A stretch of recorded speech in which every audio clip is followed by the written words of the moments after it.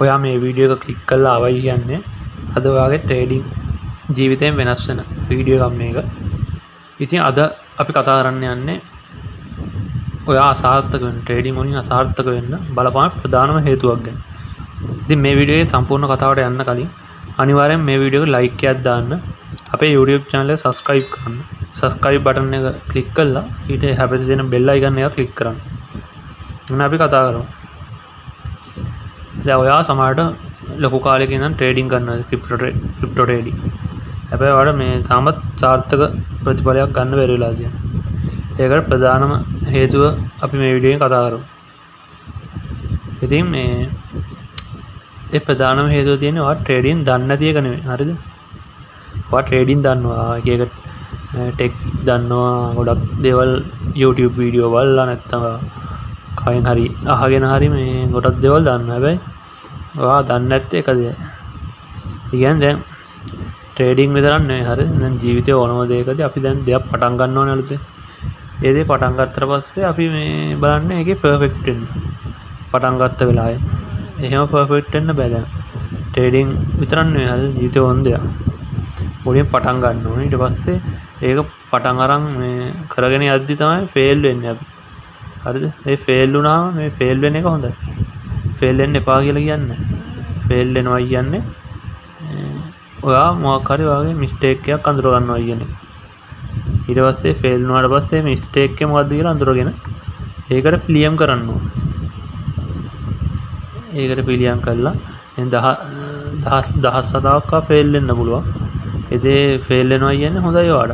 ඔයා ඒ කියන්නේ වැරදි ඔයා කරන වැරද්දක් අඳුර ගන්න. වැරදි 1000ක් අඳුරගත්තා කියන එක තමයි දහස් වතාවක් ෆේල් වුණා කියන්නේ. ඒතකොට ෆේල් වුණාම මේ ෆේල් වෙන එක වාසියට හරවගන්නේ මේ ඒ ෆේල් වෙච්ච හේතුව හොයාගන්න. ඒ හේතුවට පිළියම් කරන්න. දැන් ට්‍රේඩින් විතරක් නෙවෙයි ජීවිතේ ඕනම දෙයක් එහෙම. හරිද? අර මුලින්ම ඔයාලට පර්ෆෙක්ට් වෙන්න බෑ 100%ක්. කොහොමවත් ඔයාලා ජීවිත කාලය ඇතුළතම 100%ක් පර්ෆෙක්ට් වෙන්න බැරි වෙයි සමහර දේවල්. එනවාට 80ක් 70ක් ඔය පර්ෆෙක්ට් වෙන්න පුළුවන් නම් ඉතින් ඔයා සාර්ථකයිනේ ඒකට. දැන් පේපර් එකකට උනා ලකුණු 100න් 100 ගන්න බෑනේ ඒවට. ලකුණු 75ක් ගත්තාම ඒකක් වෙනවා. ඒ වගේ. ඉතින් ඔයා සාමාන්‍ය 75ක් 80ක් සාර්ථක නම් ඕනම වැඩක් පටන් අරන් ඒක සාර්ථකයි ඒක. 100ක් සාර්ථක පර්ෆෙක්ට් වෙන්න ඕනේ කියලා ගන්න. හරිද? ඒ අරම තමයි දැන් ට්‍රේඩ් කරද්දී ෆේල් වෙනවා. ඉතින් ඔයා ලොස් වෙනවා. ඒ මොකක් හරි වැරද්දක් හින්දා තමයි ඒ ලොස් වෙන්නේ. ඒ වැරද්ද අඳුර ගන්න ඕනේ. ඒ වැරද්ද අඳුරගෙන ඒකට මේ කරන්න පුළුවන් සොලියුෂන් එක හොයාගන්න ඕනේ. ඊට පස්සේ මොකක් හරි වැරද්දක් කරන්න ඕනේ. ඒ වැරද්ද නොකර ඉන්න මොනවද ඔයා කරන්න ඕනේ. අන්න ඒක තමයි හදාගන්න ඕනේ. හරි. ඒකෝර මේ මහ ලොකු ට්‍රේඩින් මේ දැනගත්තා කියලා මෙහෙම මේවා කරන්න බෑ. මේ අන්න ඒක හදාගන්න ඕනේ. වැරද්දක් වුණාම ඒක හදාගන්න ඕනේ. ට්‍රේඩින් විතරක් නෙවෙයි ඉතින් කලින් කිව්වේ ඕනම දෙයක් එහෙම තමයි. ඉතින් දැන් මාත් එහෙම තමයි. ඉතින් දැන් කාලය අවුරුද්දක් විතර වෙනවා දැන් ට්‍රේඩින් පටන් ගන්න. ඉතින් අපේ මේ මම ට්‍රේඩින් කියලා දෙන අර පැකේජ් තියෙනවනේ අපේ. කලින් වීඩියෝ වලත් මම කියලා ඇති. ඒක ඔයගොල්ලන්ට කැමති නම් අපිත් එක්ක එකතු වෙන්න පුළුවන්. ඉතින් මම කියලා දෙන්නම් ඔයගොල්ලන්ට. කොහොමද ක්‍රිප්ටෝ ට්‍රේඩින් වලින් නම් පටන් ගන්න නැත්නම් දැනටම ක්‍රිප්ටෝ ට්‍රේඩින් කරන කෙනෙක් අපේ සිග්නල් සර්විස් එක තියෙනවා.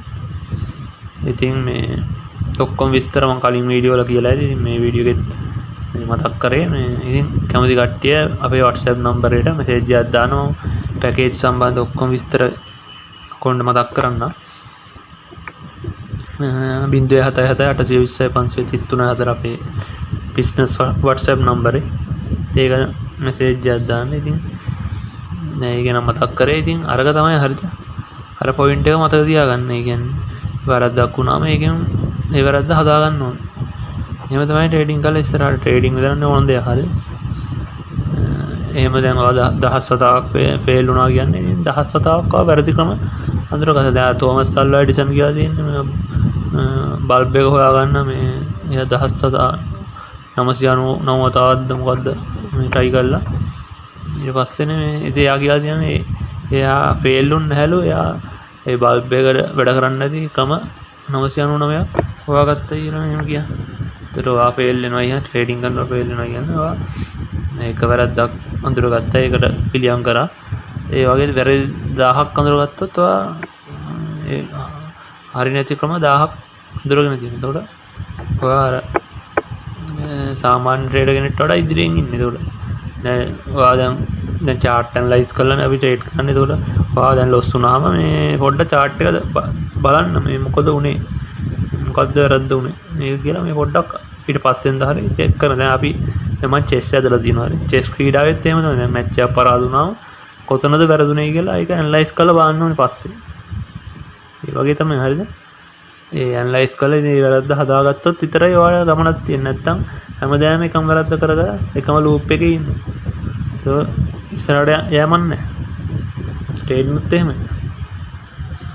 ඉතින් මේ දේ තමයි අද වීඩියෝ එකෙන් කතා කරන්න බලාපොරොත්තු වෙන්නේ. වැඩි දෙයක් කතා කරන්නේ නැහැ ඉතින්.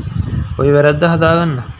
අනිවාර්යෙන් වීඩියෝ එක ලයික් කරන දේ ඉගෙන ගත්තා නම් කමෙන්ට් එකක් දාන්න.